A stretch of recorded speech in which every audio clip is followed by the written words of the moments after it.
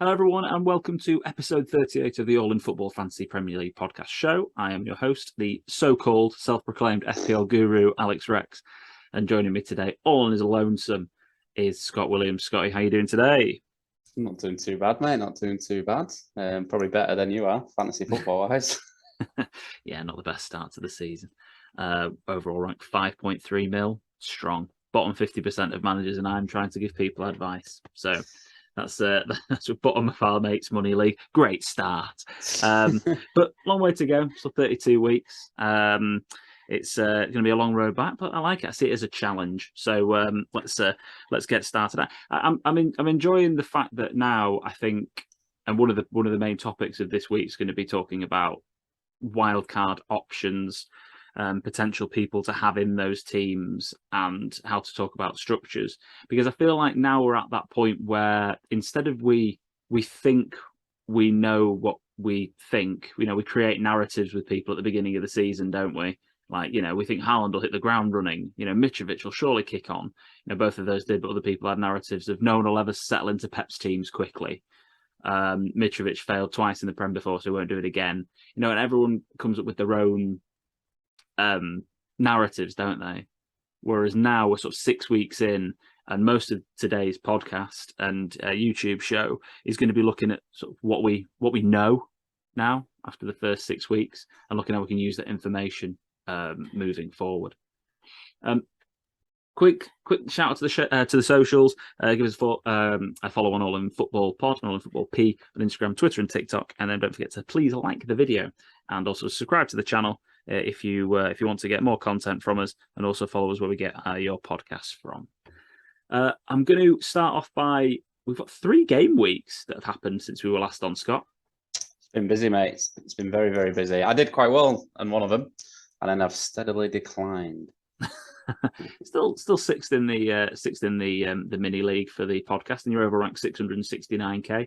Really strong, solid position to be in at this start of the season, because there's 10.3 million fantasy managers, which is the most there's ever been, and there was 17 million transfers last week. So there's a lot of active people still playing the game. So it's difficult. There's a lot of luck involved still. Loads of luck, in fact. Everything's luck. There's a lot of luck involved still. And there's still a lot of people who have probably set and forget their teams, and who are still doing quite well. Managers of the week. So for game week 4, big shout out to Mr. David Knowlton. Going to go back to his team. 88 points. So well done, Dave. Congratulations for your first ever manager of the week. Shout out. Alisson in goal, Trent, Cody, Nico Williams, Cancelo, Salah, Ward-Prowse, Ødegaard, Saka, Haaland captain, and Jesus. The big thing there was Haaland captain. He got the hat-trick against Crystal Palace as the captaincy, and everyone who went Salah, who got no returns whatsoever from a 9-0 win over Bournemouth, which is, I still can't quite believe he didn't get anything in that game. He had 2 sitters as well, but still. So well done to Dave. Congratulations on that one. We've got a previous manager of the week and a previous manager of the month winner from last season, who was manager of the week the week before that. Right above David Knowlton in the league is Mr. Callum Burnett. So congratulations, Callum. 96 points in game week 5. Went for the captain of Haaland. You've got Mitrovic, Jesus, Martinelli, Salah. Started Pereira, went for the double up on Fulham and got 15 points from it, so really well done there. Cancelo 12, Trent Alexander-Arnold and Ederson. Rodrigo, of course, with 1 point, but Trippier with no points for you as well. 96 points, so fantastic stuff there. And I wouldn't be doing my job right here if I didn't give a shout out to the man who was manager of the week in game week 6. As much as I don't want to shout him out, It's our friend Cully Matheru with 67 points. Sanchez, Rico Henry, Trippier, Cancelo, Nico, Rashford for a man who supports Liverpool, Diaz, Sterling, Haaland, Jesus, and Harry Kane captain. Strong front line. Jesus, Haaland, and Kane, isn't it? It's not bad, is it? It's not bad at all. Managed to get. He's gone very heavy in terms of it, and slightly weaker at the back, which is one of the conversations. How have you found the last 3 weeks, Scott? Anyway, because I've done a lot of rambling to start this podcast. Yeah, I mean, the last 3 weeks have been, I think we've learned a lot about the big players. We learned a lot about Haaland. He's a real deal. Obviously, he got a couple again last week in the Champions League. We were saying on the podcast the other day, he might not be getting many touches, but at the end of the day, if those touches result in goals, that's all that matters. I think we've realised that Mo Salah is not irreplaceable in a team. Absolutely not. I'm really regretting not bringing him out last couple of game weeks. Is Mo Salah, is Mo Salah, is Mo Salah, but he ain't performing like Mo Salah at the minute. It's not like, I mean, in the Bournemouth game, you said himself, he's missed 2 sitters and he could have had a third. That is what it is. That happens sometimes. At least he's there to get those sort of chances. In the other games, he's been awful. We watched the Everton game at the weekend, and I thought it was one of the best 0-0 games I've ever seen in my life. It was fantastic, but he was contributing nothing at all to the game. He was yeah, and I think a lot of people, and it's certainly something I'll be looking at doing, is switching them out and potentially looking at bringing someone like Kevin De Bruyne in, or potentially sorting my strikers out. But yeah, he's certainly not someone I'm scared now of bringing out.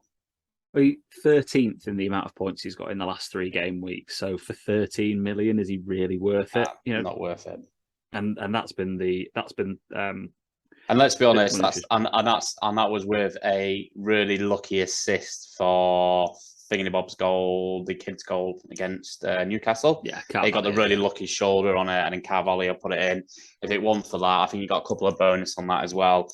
It wouldn't be anywhere, it wouldn't potentially be in the top 15, 20 here. So is that when they kept playing until Liverpool scored at Anfield? I felt like I was watching Old Trafford of old. Like you've got to keep going until United win. That's what happens, isn't it? It's because John Anderson took about an hour to walk off the pitch. You wouldn't have thought they were like looking, at a title race, really, would you? But weird with his hamstring, I think, didn't they, or something? But yeah, he fanned about coming off there, didn't he? But even in terms of getting into positions, like Mo Salah's not even in the top 20 players in the last 3 game weeks in terms of XG, expected goals, that is. And in terms of expected goal involvement, he is 20th out of 20 out of all the players that have played. But his expected goal involvement has been 2.3, so 2.3 returns in the last 3 weeks. It's just not the form of someone who's worth 13 million. So it's something where I think we can. There's only one man really at this very moment in time that we kind of have to have in our teams that's a premium. And that's Erling Haaland for obvious reasons. City are winning games. I mean, they have drawn 2 of the last 4 in the Premier League, but they're winning game. They're being able to manage his minutes as well, and he's delivering and returning at fantastic levels. And they're not, it's not a fluke. Let me just show you for the whole season rather than just the last 3 game weeks. But in terms of expected goal involvements, he's at 9.2, and he's scored 10 and got 1 assist. So he's got 11 goal involvements, and his expected return is 9.2. So he's only just above that. The thing is with a Haaland as well, even if he doesn't start, you've still got a chance of him coming on and scoring 2 or 3 goals. So he's going to come on at some point in the game, because Haaland's the kind of player that he's going to be fuming if he's sitting on the bench. He never wants to sit on the bench. He never wants to come off. It's similar to what a Salah is. Your fantasy week's not over if Salah was benched in the last 3-4 seasons, because you can come on and he can get 2 free goals, get 3 bonus points, and you're good to go. So he's still got that threat, and he's just a machine, isn't he? Just to mention that because I think it's an important point. So we laugh and joke. I've had a terrible start to the FPL season this year, but some of the decisions that have been made, some of them have been a little bit of bad luck, and some of them have been quite simply just poor decisions. So, for example, I captained Kevin De Bruyne against Nottingham Forest because I tried to predict that Pep would rotate Haaland in that game, and I thought I'll go for De Bruyne as a differential because Haaland in our league has him, and that'll be my big chance to jump back up. And then Haaland banged a hat-trick, and that absolutely stuffed me. And then not only that, De Bruyne came on for 1 point, and then missed a 1-on-1, which was very, very painful to watch when that happened. But that's not really bad luck. That's a mistake, and that's a mistake I won't be making again this season. Someone like Haaland, you've got to make sure that you are backing him at this very moment in time. he's already scored 27 more points than any other fantasy player this season, and he scored 67 points total. So the closest to him is Harry Kane, followed, funnily enough. Sorry, not Harry Kane. It's not Harry Kane next at all. It's Ivan Toney, 45. But still, Ivan Toney. But that's a luck versus making a mistake situation. De Bruyne is an interesting one as well because he still delivered a decent amount of points at 35 this season. Salah's delivered 38, but we've got some players above that have, Pascal Gross, who, funnily enough, has scored 3 goals this season. I'm pretty sure his last 3 seasons he's scored a maximum of 3 goals, so he's already got his best ever season. So, especially with Potter's going to go to Chelsea. A lot of people I've seen jumping on him, and I've seen a few people jump on Alexis McAllister because he's on set pieces and penalties. Looking at Brighton's fixtures moving forward, I'll have a look at the ticker. I wouldn't be pushing that too much, to be honest. McAllister was one I was looking at just because the last couple of games I've watched Brighton play, and I must say he's been the best player on the pitch for Brighton. He was so unlucky. He obviously scored a worldie last game. He should have had 2 worldies last game. So unlucky not to have that one. That one sort of ruled out for a dubious offside. But he has looked. It was seriously someone I was looking at bringing in. But the whole Potter thing, you just can't back Brighton players now. Not when they're losing one of the best managers in the league. You know what's a real shame on that as well is for example, my ideal is to wildcard in game week 9, and I'm not wildcarding this week, by the way. But why we're talking about what we'll refer to wildcards a lot is because I've had a lot of people ask me questions about, should I wildcard now? This is the team I'd have. This is whatever. Now I feel like we have enough information to wildcard. I also feel like game week 7, 8, 9, and 10 are the optimal game weeks to use the wildcard, just because of what's happening with the World Cup coming to game week 16. I feel like you get the maximum amount of impact with it, and also you'll have the most amount of information, and also there's the maximum amount of fixture swings. So, for an example, Brighton, they've got Bournemouth and Palace in the next 2. So, even if you were wildcarding in game week 8 and you wanted a 1-week punt on McAllister against Bournemouth, or a 2-week punt on McAllister against Bournemouth and then Palace at home, then that would be ideal, because then they've got Liverpool away, Spurs at home, Brentford away, Forest at home, but Man City away, Chelsea at home. They've got a pretty tough run from game week 9 onwards. Obviously, standout, they've got Forest at home, which should be the softest game for them in game week 12. But other than that, they've got quite a difficult fixture run. So they would have been ideal for a sort of a 2-week punt, but no, I'm not too sure. What do you make of the whole Tuchel situation, Scotty, briefly? Yeah, I mean, something had to give there, I think. Like I said, I think Tuchel is unlucky, but you're a Chelsea manager. You don't get time. You've never had time, whether it be Roman Abramovich or whether it be the new owner in the club. As soon as things start going sour, there's too much money involved. They can't afford. They've spent £250 million in a transfer window.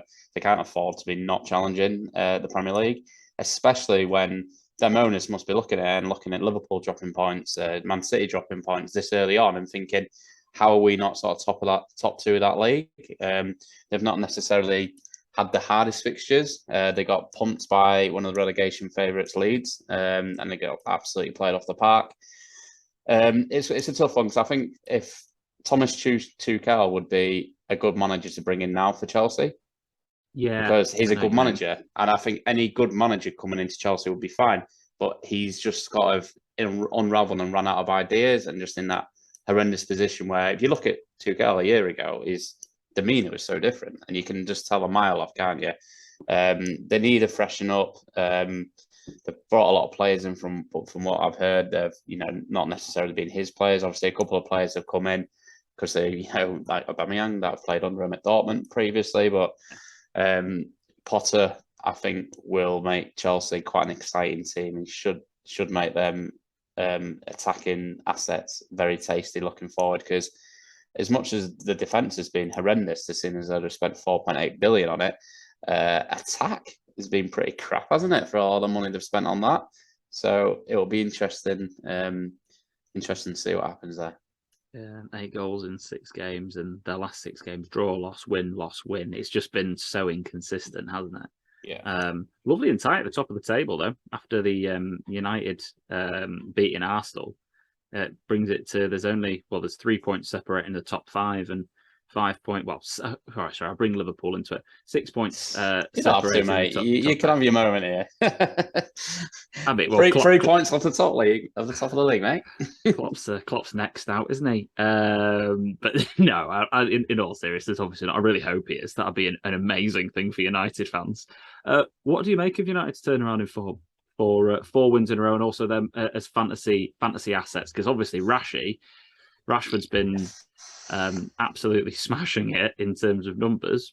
But welcome back to professional football, Marcus Rashford. It's been a couple of years. He has been terrible for 2 years, hasn't he? Let's be honest. He's been very terrible for 2 years. He's certainly someone that you can tell is a confidence player. Look, when Rashford came onto the scene, he absolutely, as Mike Richards would say, burst onto the scene. He scored a couple of goals in the Champions League or Europa League. He scored a couple against Arsenal, and he was up and running. He was flying. He was the exciting English prospect. I think still at the time he'd have had the experience heads like I think Rooney would have still been at the club and a few others back then as well. I think Man United, full credit, absolute full credit to Ten Hag there. He's had the ball to put Ronaldo and Maguire on the bench. Fair enough, well done. I would say about Ronaldo as well, he doesn't look like he's sulking. He's when he's come on, he's trying. You see him celebrating goals. You see him in the warm-up trying to motivate players, which I think is full credit to Ronaldo. And yeah, they're looking like an exciting team to watch again. And he's really sort of shot up at the back. I know they've sort of been lucky a few games and whatnot, but yeah, Ronaldo looks good. Anthony, nice finish for his goal. Yeah, I'd be looking at Ronaldo looks good. Rashford looks good, should I say? I'd certainly be looking at a potential Rashford bringing into my team, I must say. Yeah, he's currently at 6.5 million, and with fixtures, this is the sort of player again. They don't have the most amazing fixture until game week 16, but they've got Palace and Leeds in their next 2. So if you're looking at wildcarding in game week 9, these guys again, United players, Palace, and then in the Leeds at home. You know, a Rashford, maybe a Sancho. I'm really intrigued to see what Ten Hag does in Europa League in terms of what team he starts, because he's been managing Sancho's minutes deliberately because he sees him as a really key man. He managed Anthony's minutes. Obviously, he's not played loads for Ajax because he didn't, they went on strike, didn't they, for two weeks or something to make sure he came to United. Yeah. So I'm not too sure. That's why Rashford seems like just a fantastic option at 6.5. He's playing through the middle for Man United against Palace, who will probably sit back and let them have quite a lot of possession and try to counter-attack them. And we know what happens when United play Leeds. Anything happens in those games. So I would look at United options for punts for the next 2 weeks. I was just having a quick look at the statistics, and in terms of expected goal involvement, top of the list is Bruno Fernandes, and he's actually above Marcus Rashford in terms of expected goal involvement. Rashford's had 3 goals and 2 assists so far this season. Bruno's only had 1 goal, 1 assist, so he's quite a long way underperformed his XGI. 9.8 is just a lot of money compared to 6.5. Yeah, that's the only thing. But Bruno, we all know, plays better when when Ronaldo doesn't play. Yeah.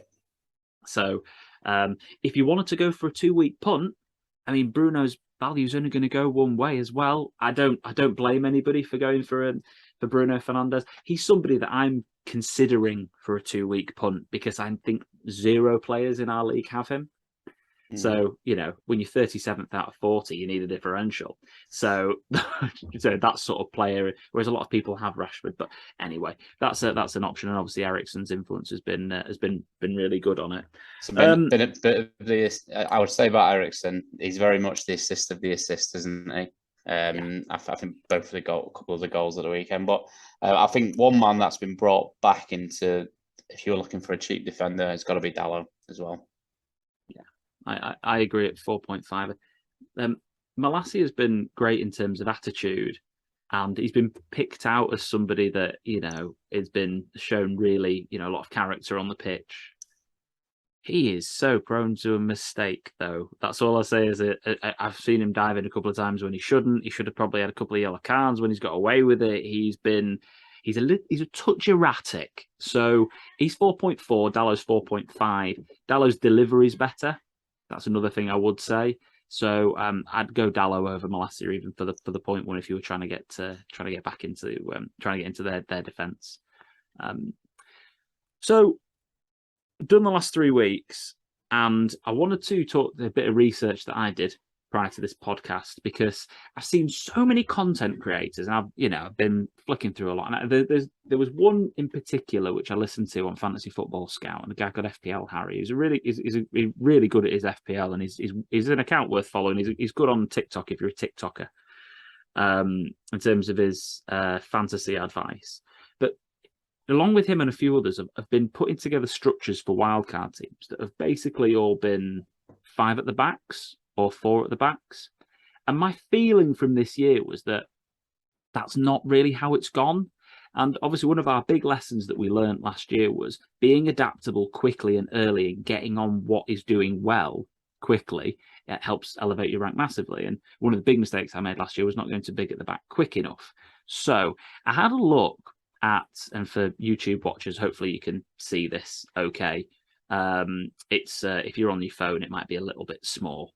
But I wanted to have a look at the amount of points that goalkeepers, defenders, and midfielders and strikers had scored, the top 10, 20 players, and how many points they'd scored cumulatively over the last 3 seasons, so season by season. So, for example, goalkeepers, the top 10 performing goalkeepers in season 2021 scored 245 points. Last season, they scored 280 points. And this season, they scored 269 points. These are all for first 6 game weeks. So goalkeepers generally score within the same ballpark in terms of points. Defenders, however, 533 points in 2021. Last season, 614 points. And this season, 509.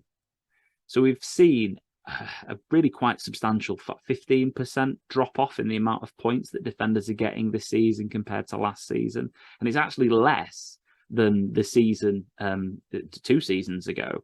And the amount of defenders that are in the top 20 Fantasy Premier League performing players this season is only 1, and that's João Cancelo. And it was 7 last season. It was 7 of the top 20 performing players in the first 6 game weeks were defenders last season. So we didn't jump on defenders quick enough this time, but I do feel like this season compared to others, midfielders seem to be outperforming everybody else generally. So on average, there was 9 players in the top 20 2 seasons ago. There was 9 again last season. There's been 11 this year. So we've seen midfielders take a step forward, and also strikers. We had this big conversation last year, didn't we? Strikers were terrible last year. They scored a cumulative total of 416 points over the first 6 weeks, and this year it's only been 438. But that's because this season we've seen the top 4 strikers, Mitrovic, Tony, Haaland, and Kane in particular, and Jesus, who are top 5, be far above the rest of them. So there's been 6 strikers in the top 20. So this is the summary: 2 goalkeepers, 1 defender, 11 midfielders, and 6 strikers in the top 20 performing players this year. So I don't know what your take on that is, Scotty, but for me personally, I want to try and learn a lesson from last year, and I might be taking a little bit of value actually out of the defense. I might still put a Cancelo in because he is the top performing defender. Let's not be silly about things. He's still the best. He's the only one in the top 20. But is it time to move away from a Trent? Should we look at James, Diaz, Van Dijk, Robertson? Really? What do you think? Well, yeah. I mean, I think if you look at the amount of players that doubled up on Liverpool defence at the start of the year, and we discussed on this show, we said, we think we might be going, I think going Robbo and Trent could be the one. A lot of people did, and it's really not paid off for him at all this season. And I think that just proves sort of Liverpool as a whole not as good defensively. Even Man City. So I had Edison and Cancelo at the start of the season, so I doubled up on City defence. City not really keeping clean sheets in the Premier League at all. We've always said about these top defenders as well. It's not particularly the clean sheets. We do care about them, but they've usually been backing it up with assists and goals, and don't seem to be happening as much this year. It seems to be coming through these like mid priced at 8 million, well, even like 6.5 to 8.5 million pound midfielders. Your Pascal Grosses we've discussed already, your McAllisters, your Rashfords, people like that are really the ones that are bringing the points in this season. Whereas last season it was, you'd see 5 at the back, you Cancelos, Trent, Robbo's, Rhys James, everyone like that. But again, Chelsea may change with Potter coming in, but leaking goals left, right, and centre there. So yeah, for me, I wouldn't be. It's still, I'm right now. I think it's harder for me to take Trent out than Salah, just because Trent is still looked a bit dangerous when he's been sort of pushing forward. The crossing is still, top tier crossing. But I certainly wouldn't be worried about sort of downgrading some defenders to, a Brentford defender or, someone along those lines. The trolling of the 58 minutes was brutal, wasn't it, last week? Yeah. But exactly. Trent's returns this season 1-3-0, 17, 2-1. Yeah, and that's I don't know. It's just surprised me a little bit because I don't think he's nowhere near been good enough for me. But I think he's looked okay. Like a lot of stuff goes down that right hand side still. If you've got Salah down there chopping in, not really doing a lot, but a lot of it still seems to come from Trent and Cancelo's 7-11-0, 1-12 and 2. And that's one that I don't think's looked that good. Yeah, it's weird that, isn't it? They've had 3 clean sheets compared to 5 in their opening 6 last season. So they've had 3 this season, City. There's only been 1 less clean sheet kept this season than last season. They've just been a lot more spread out across people. So obviously these things are all subject to change. Yeah, I would say there's a person on there that I think's looked the best.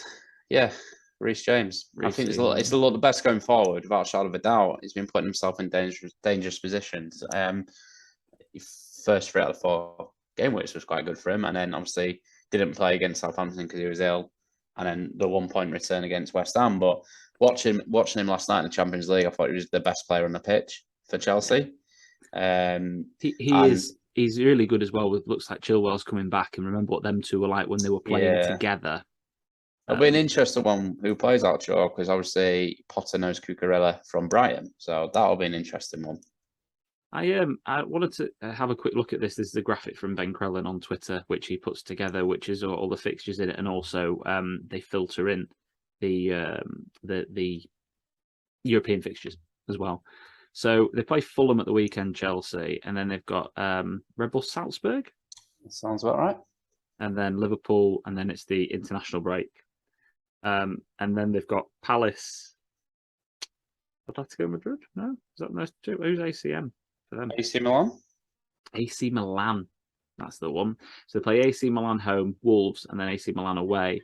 And then there are 3 league games. Then it's Salzburg and Dinamo Zagreb. They've got quite a decent run of fixtures, really, because, from game week 9 to game week 12, they've got Palace, Wolves, Villa and Brentford. So again, if I was wildcarding in game week 9, I'll have hopefully 2 weeks to see what Potter can do with them. If we're assuming Potter's going to take this job, by the way, it seems pretty nailed on according to Sky Sports, and they're not normally wrong with these things. Been waiting for a big job. It's come up. He's going to be taking it. Yeah, surely. So we'll have hopefully Fulham, Salzburg and Liverpool games to see who he picks and how he sets up. And then people who are looking to wildcard in game week 9, Palace, Wolves, Villa and Brentford, they're really good fixtures to probably jump on maybe a player like Sterling and James, maybe something like that. Because remember, Raheem Sterling scored a lot of goals against bad teams. That's where he'll get his 20 goals this season. So those 4 weeks are where we should be looking to really jump on him as a player. I wouldn't be surprised if he got 1 or 2 against Fulham at the weekend, because you know what he's like. He has been the shining light, but he won't be playing through the middle as much because I think Aubameyang's obviously. That's a weird signing to make, Aubameyang, and then sack Tuchel. Do you not think? I found that really weird because he seems like the Tuchel signing. Yeah, it's just his attitude's horrendous, and it's like, well, okay, your attitude's horrendous, but you're coming to work under a manager that's managed you before. He knows how you work, knows how to get the best out of you. Then sack him. Potter's not the kind of person for me that's going to take any crap from anyone. I don't think he's going to come in starstruck any means. He's worked hard to get where he is, from Swedish football to Swansea to here. So I don't think he's going to have any loyalty when he comes in. It wouldn't surprise me. I mean, Aubameyang was awful. It was awful last night for the first half against Dynamo Zagreb. It wouldn't surprise me at all if we just see Aubameyang rotting on the bench. Yeah. And then going off to like China or something in January. Yeah, he's one of those players who go to China or Saudi, really, let's be honest, just for maybe MLS. You never know. So all the graveyards for good footballers, eh? Yeah. You can see how ridiculously tight the schedules are for the teams that are in Europe, by the way. Like, it's, there's a game every midweek now until the World Cup. So they're going to be really using the squads. So I thought it was interesting to have a look at the fixture ticker from game week 7 to 16 and have a look at the players who are not in Europe and also have really good fixtures on the fixture ticker. So Bournemouth won't touch them with the barge pole still really at the moment, but keep an eye on them. Have they got a new manager yet? No, it's still Gary O'Neill. Okay. So, Brighton, Newcastle next two, they're tough. So ignore them really for now. West Ham obviously are in Europe. Crystal Palace have the best fixtures out of all of the teams until the World Cup. So, Palace are a team to look at. If, for example, you have already wildcard, and I know a lot of people have already, they're the sort of team which you could look at. Someone like Zaha he looks better this season than he has done in previous seasons. He looks like he's leveled up a little bit for me. And I'm one of his biggest critics, to be honest. I'm not a massive Zaha fan, but I think this season he's looked his best I've seen him play for a while. So I'd seriously be considering him. And they've got Man United, Brighton and Chelsea next 3. So if you look into wildcard in game week 10, for an example, they're fantastic. Leeds, Leicester, Wolves, Everton, Southampton, West Ham and Nottingham Forest all the way up until the World Cup. I mean, they're amazing fixtures. So you could, if you're wildcarding again though in game week 9, I wouldn't be put off getting Zaha in anyway. Probably playing him against Chelsea at home. You never know. But then I'll have him in for the rest of that time. So he's someone I'm definitely looking at. Fulham, next on the fixture ticker. Again, they've got Chelsea next, so that's not easy. But then they've got Forest, Newcastle. Again, not that easy. West Ham, Bournemouth, Villa, Leeds, Everton. And then they have City and United just before the World Cup. So they're tough last 2 games. But I'd be quite tempted to... Because it's debatable for me whether I'm going to go a 3-4-3 on the wild card or a 3-5-2. And the thing that I like the most about going 3-4-3 is that I can kind of have Andreas Pereira as my 5th midfielder. I can have a playing 5th midfielder, whereas I think you can't really have a playing 3rd striker. No, it's a tough one. It's difficult. If you're going to play 5 across midfield, that is, you can't play in 3rd striker. You kind of spending too much money on a player that might not even really feature for you. So Fulham, Mitrovic, one of the questions at the beginning of the season was, can he deliver? Can he do it? Yes. Short answer. He's somebody now I'm absolutely looking at trying to get in my fantasy team. So he's someone you look at, and Pereira is absolutely ideal as your 5th midfielder. Yeah, I'm looking at that because it's Fulham, Chelsea. Fulham are at home against Chelsea, aren't they? Yeah, I think there's such a leak, and that's their big derby, isn't it, for Fulham? I think. Yeah, it's just one side at River, isn't it? Yeah, stadiums from each other. Yeah, so that's their big game. That crowd's going to be up for it. It's a tight crowd. It's a tight stadium. Mitrovic might get a couple of goals. He could easily get a red card though in that game. Yeah, you never know, do you? Honestly. Newcastle next on the list. Again, not in Europe. West Ham next, but then which is again fine really this season so far. I mean, they didn't look bad, and they were a VAR decision away from getting a draw against Chelsea, which was still a little bit mad, isn't it? Scandalous decision. I was going to say, we're going to disagree about this VAR call because I don't think we can No, we? definitely not. Terrible. The ref was in the best place on the pitch to give that decision. I couldn't believe it. But Newcastle. One thing to note: we're going to see some interest. We're going to see a lot of stuff let go. I think this weekend on the back of last weekend. Yeah, I agree. A quick poll on that whilst I've got you. Did you think that Ødegaard fouled Eriksen? Because I'm obviously biased. So do you think he fouled him? Yeah. Oh, he did. Yeah. Yeah, I thought so too. And I was Went watching straight it back. through him. I was like, yeah, I was like, surely this is a foul. Even But Tom, even Tom said he fouled him. So. did he? Okay, right. Well, even the Leeds fan said, okay, I'm all right with that. So yeah, Newcastle next up, West Ham, Bournemouth, Fulham, Brentford. They've got Man United away and Tottenham away thrown into the mix. But again, they've got good fixtures. You know, when you look at players from Newcastle, Trippier, obviously a fantastic option, seems to be doing really well with his set pieces, etc. You know, waiting for someone like Bruno Guimaraes to come back from fitness and keep an eye on him, of course. So Maximan as a punt, but he is very injury prone. I really like the look of Isak. Yeah, he looks the real deal, doesn't he? And Wilson won't get his place back, or they might play him together if, you know, he does come back, because Wilson is just. I really like Callum Wilson as a player. He's just always injured. I know. Got my fantasy draft. It was such a good start to the season, and he's just like, I think they'll play him together. I think Wilson's too good a player. He's not. Yes. He's going to play him together. I do agree. Actually, I've got to say. So we might see Isak drop a touch deeper in that sense, but I think he's a fantastic differential to get on if you're going to do that. So I'm looking at these players in a wild card. Because I think they're a really good blend. Leicester, I'd be really interested. I mean, Brendan looks done, doesn't he? I mean, he's come out and criticised not getting any money, and that was Scotty Parker's final nail, wasn't it? And I think it's come out today that Leicester have lost the most money this year. Like, well, they're 140 million down, wasn't it? Yeah, bit of a financial mess apparently at the minute. Which, you know, they're an absolute wedge club. So I don't know what's going on there. Something's not being run right, is it? No. And I feel like that's going to mean, you know, a sale of Maddison or whatever. I feel like Maddison right now as a player is playing for his England spot and playing for a January move. I think he's playing both of those, and I really like him as a player. I think he's someone who looks good. It was, apart from last game when he gave the ball away for a goal. That's a big he looked like he was about to cry when he did that. Yeah.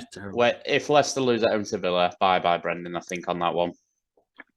And I think then as well, what we're looking at in game week 9 is Forest, Bournemouth, Palace, Leeds, Wolves, the next run of 5 games. That's someone I could love to look at. Someone I still don't understand how Kelechi Iheanacho doesn't get a run of games, because he always scores when he plays. He does.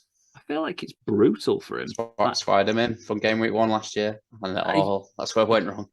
I mean, unfortunately, if you'd have had Antonio instead of him, you'd have done all right. But it's just bad. I feel really sorry for him. He must be a terrible trainer.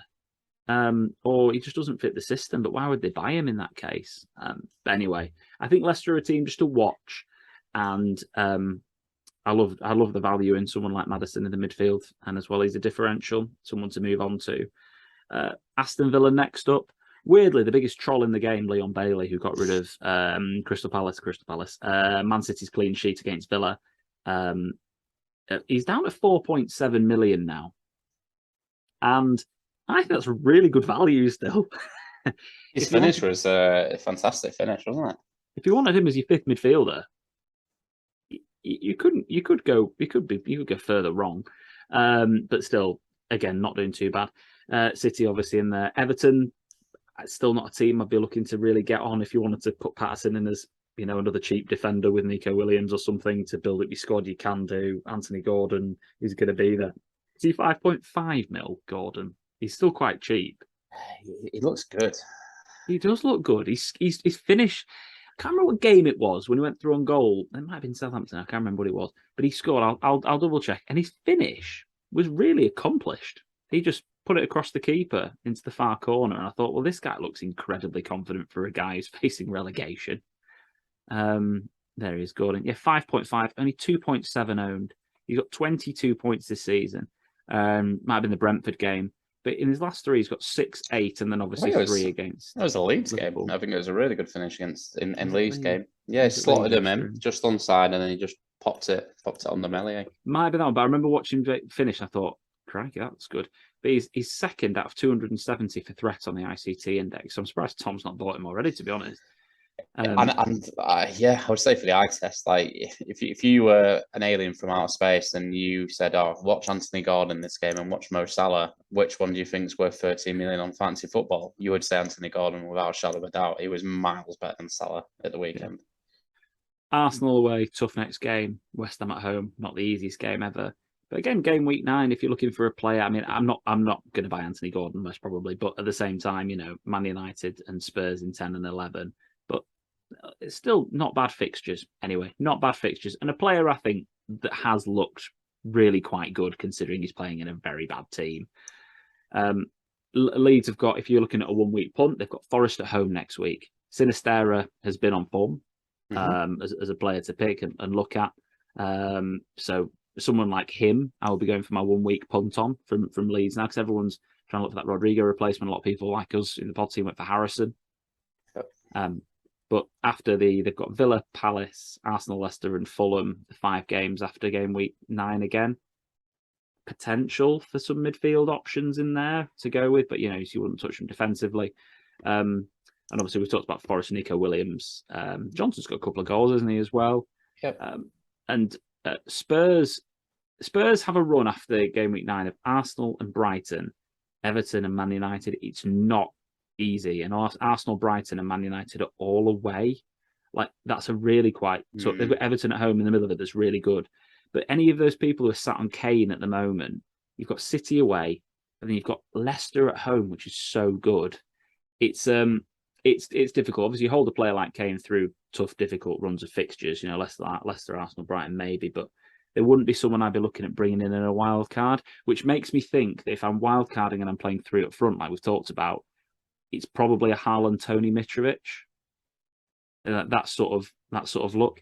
Because I was quite surprised to see Brentford this far down in terms of fixtures. Yeah, I was really surprised. The fixtures don't look bad. Bournemouth, Newcastle away, obviously tough. Brighton, Chelsea, Villa, Wolves, Nottingham Forest, and then obviously City away in game week 16. Yeah. But I don't think those fixtures are bad at all, really. So if I was building a wildcard draft, which I don't know if it's saved or not, it's not saved, but because I came off it because I was at work today, so it did delete my wildcard draft that I did. But my wildcard draft, it was those 3 up front: Mitrovic, Tony, and Haaland. So yeah, that's what I would look at. Brighton quite far down on this list. Arsenal after game week 9, Spurs, Liverpool, Leeds away, and then City at home. So I wouldn't be surprised to see, because they're also combined with Europa League games, I wouldn't be surprised to see Jesus' ownership drop. When you say you've got your Tonys and your Mitrovic's, and you can then get 2 mil in the bank if you go for one of them, for example. It's certainly smart, and he's not. I'm going to be wrong here. He's not done a lot, has he, recently? No, he's got 33 points, but he got 19 in one game. That's it. It's not. One thing I would say about Jesus is it looks amazing every time I watch him play. Yeah, he does. He passes the eye test massively. Yeah. One thing I would say is that he's got 33 points, and Martinelli, who is 1.6 million cheaper, has got 36 points. So he's got 3 points more, and they're consistent 8, 8, 6, 2, 10, 2. And in the United game, he did make a fantastic finish for that ruled out goal. And then look at the minutes as well. Yeah, I mean, he's playing. He's obviously got sub 74, but that's it. But Everton and Brentford next to. Again, if you're looking for a punt, but he's not a punt at all. He's one of the most owned players in the game at 46.5%. But if you're looking to bring a player in for 2 weeks and then wildcard in game week 9 and take him back out again, Martinelli at 6.5, he looks really good. You can't really go far wrong. If you want a crazy Arsenal punt, bring Xhaka in. He seems to always be sniffing around the box and getting in a few contributions this season.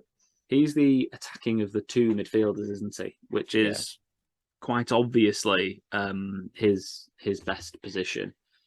Obviously I wanted to run through different options for people to have a punt on, different options for people to how they were going to build a wildcard draft. And if I was building a wildcard team, I said I'd probably going for a 3-4-3 formation, probably having Mitrovic, Tony, and Haaland up top, with a Pereira in as my 5th midfielder, and then across midfield, you've got such an array of options. You've got loads of options across the midfield. So I'll work my way back, and I think in terms of defensive options, goalkeepers for an example, Sanchez has been fantastic so far this season, but the fixtures aren't incredible moving forward. So someone like Nick Pope is a bonus point magnet. He's 5.1 million. Him paired with either Son or Ward, whichever one plays under the new manager if Brendan does leave. Ward could easily get dropped after his performances, to be fair.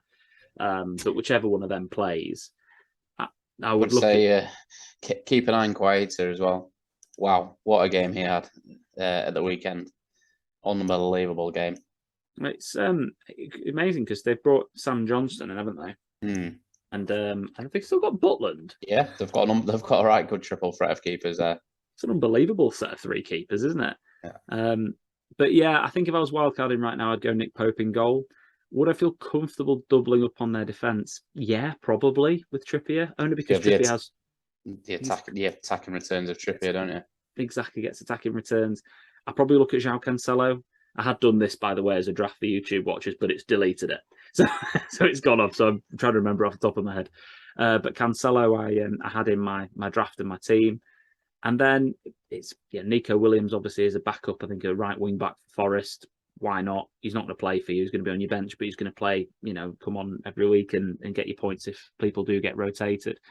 And within that set, I like the look of having a Zaha, Maddison, a couple of those sorts of options in the midfield to be paired with potentially like a Kevin De Bruyne as your premium midfielder, something along those lines, and maybe getting maybe a United player in, but I'm not, that's just me being a bit biased, I think. But not mention one Liverpool player there. No, not. I had Salah in one draft, and I just was like, I basically had the conversation with myself that we had at the beginning of this pod. Yeah, I'm like, it's just not worth 13 million quid. But I still want a premium midfielder in case he goes nuts, and I want a team structure because he's got it in him. He's obviously, we know he has. But I still want a premium midfielder. But I did look at the option of having just going with Sterling in a wildcard draft, and that being my premium midfielder at 10 million. And then being able to spread the money between, Maddison, Zaha, and then one other. Just anyway, but I think we've got loads of options in midfield, and that's where you're going to be able to differentiate your teams. I think we're all going to have, at least two of the big 4-5 strikers, and I think if everyone's going to have Cancelo, because they pretty much are, like, I don't have him at the moment. I got rid of him. Wish I got rid of Trent instead, but obviously I don't because he got 17 points against Bournemouth. But it's that's the blend. What are your thoughts, Scott? Because I'm rambling now. What do you think? No, I can't really disagree with anything you've said there. I agree with it. You've got to go with what's going on this season and not really worry about what's happened previously. Last season, big at the back was good. It's not at the minute. It might be later on in the season. It's not right now. Salah was good for the last 5 years. He's not right now. So, and also, if you're worried about sort of going away from him, you're not going to be the only one going away from him. I know people in the podcast league, many people have already gone away from him. We had the hindsight, didn't we, to start of the year, not to have him in the podcast league, the podcast. It's not gone great other than that, but yeah. Well, we were lucky with the Bowen situation and stuff. That's been our biggest problem, I think. Let's be honest. It's we've been unlucky. Our punts didn't pay off, but actually the people we left out did. It's but there's a price change. Price watchers, I think Rashford, Trippier, Mitrovic, and Trossard, funnily enough, probably going to go up tonight. Your man Xhaka's probably going to go up tonight, apparently. He's a main man. I would not. I've not got the minerals to do players in a minute. There's too much Europe between now and the weekend for me. Oh yeah. For me, it's like there's always that debate in there. Do I go in early and save the money? No, for me, it's not worth it ever. Not when they are playing in Europe. Whereas I think actually, if you do want to make that move to Trippier now, I don't think there's a problem with that. Make that move to Mitrovic now, not a problem. But like someone like, your Rashfords or whatever, anything can happen with those guys. And then, you've just got to be careful with someone like Salah, for an example, because I know he looks like he's going to go down in price within the next couple of days. So it'll be interesting to see, because, if he bangs tonight, then everyone will be back on him again. But things to watch out for then to summarise. So if you are looking at wildcarding this week, hopefully we've given you an idea about some of the players that we would look at. If you're wildcarding in 8 or 9 or 10 again, I think that's the optimal time to be looking at doing it. And, watch out for who, in terms of Europe, minutes that people get important players that are starting, obviously important, especially in the Europa League and the Conference League. I think West Ham are going to be putting everything they've got into that Conference League this season after the start they've had in the Prem. But I also know that Man United, and Man United and Arsenal also will be, because it's going to be really competitive for the top four this season by the looks of it after the first 6 weeks. Even after the first two, it looked like United were going to get relegated. Now they're the both best form team in the league after the last 4 weeks. So this is what happens. And then, look out for the management changes at Chelsea. Look out for the management changes at Leicester, Bournemouth, and of course, potentially Brighton, and have a look at who plays and who doesn't. All these factors are really important as to who you're going to bring into your team further down the line. But yeah, very exciting times with those. So I'll wrap up there, and we'll have a look at this next game week, and we'll finish off by looking at captains and who we're going to move forward. So fixtures for game week 7. We've got the early kickoff, Fulham and Chelsea, Sean BT, Bournemouth, Brighton, Leicester, Villa, Liverpool at home to Wolves, Southampton, Brentford, City, Spurs, Arsenal, Everton, West Ham, Newcastle, Palace, Man United, and then Monday Night Football, Leeds versus Forest. Teams that stand out for... It's a tough one for captain, isn't it? Teams that stand out, got me a bit left wing here. Leeds United. Monday Night Football, Ellen Road against the leaky Forest. Kind of like that a little bit. Ooh, that is interesting. Where are Forest in the league? Not very well, are they? 14 goals conceded. Oh yeah. And Leeds with the 10 scored. I never back that Ellen Road in the Monday night. I would pretty much always back Leeds United to win that game. I think Tom is 100% captaining Sinistera this week. It was no minerals. And all you Leeds fans listening, yeah, Scott's calling you out here. Gotta go for it. They're not going to though. There's going to be a few bottlers that are going to go Salah at home to Wolves. But and Wolves have kept the most clean sheets this season, I think, or they've conceded the least amount of goals this season. I'll just double check that. I will say, Alex, is they've been boring this season, which indicates they've probably not scored or not conceded many. Yeah, scored 3, conceded 4. I mean, what an absolute dull team they are. Yeah, but I mean, everyone's going to go Haaland because you can't not go. I mean, they're playing Spurs at home. Spurs are amazing, but it's Haaland. I think this week is a week where I will be looking at someone like a Martinelli or a Jesus at home to Everton. Or I'll be bringing in a United player as one of my 2-week punts, and sticking the armband on Bruno or Rashford or Sancho or something. Because famous last words. I hope you're ready for this. You're going to soundbite this and quote it. I don't think that Haaland can hurt me too much this week if I don't captain him, because I do own him. I don't feel like it's a hat-trick game. And there's the quote. Interesting. Yeah, it's not an easy decision this week at all. No. No, but he's the informed player. He's the best player in the league at the moment, and he's scoring loads of goals. And they're playing Spurs. It's just that sort of game where, I think last season didn't Spurs beat City twice? It is. It was really weird. I think didn't City lose to Palace, Spurs, and Southampton or something weird? But then they beat everybody. They drew with Liverpool or something. But anyway, yeah, I think captaincy is interesting. Jesus and Martinelli, going for a United player, Leeds player, Haaland. There'll be a lot of different captains this week outside of Haaland. So I think it's an exciting one. I think it's one of the more interesting ones. Deadline Saturday the 10th of September, Saturday at 11 a.m. And then just a quick heads up, would definitely endeavour to get a podcast out next week, because I think it's that interesting time of the season to do so. And 2 Friday night games. What's that about? This is what I'm saying. It's 2 Friday night games. So the Friday deadline at 6:30 on Friday the 16th of September. So don't get caught out by the Friday deadline. Villa, Southampton, and then Forest are playing Fulham at 8 o'clock and not on TV on a Friday. Horrendous. That must be on TV in Saudi Arabia or something. There must have an agreement. What is that about? It's a weird game, isn't it? What a weird game to televise, but not televise, but have on a Friday. There's got to be something going on in Nottingham City Centre or something over that weekend. They've had to move it for security. Yeah, maybe something like that. It's pride for Steve Cooper. He'll get his big job next as well, won't he, the lad, to be fair, at some point. Probably go to Brighton. Who knows? Seems like a natural progression.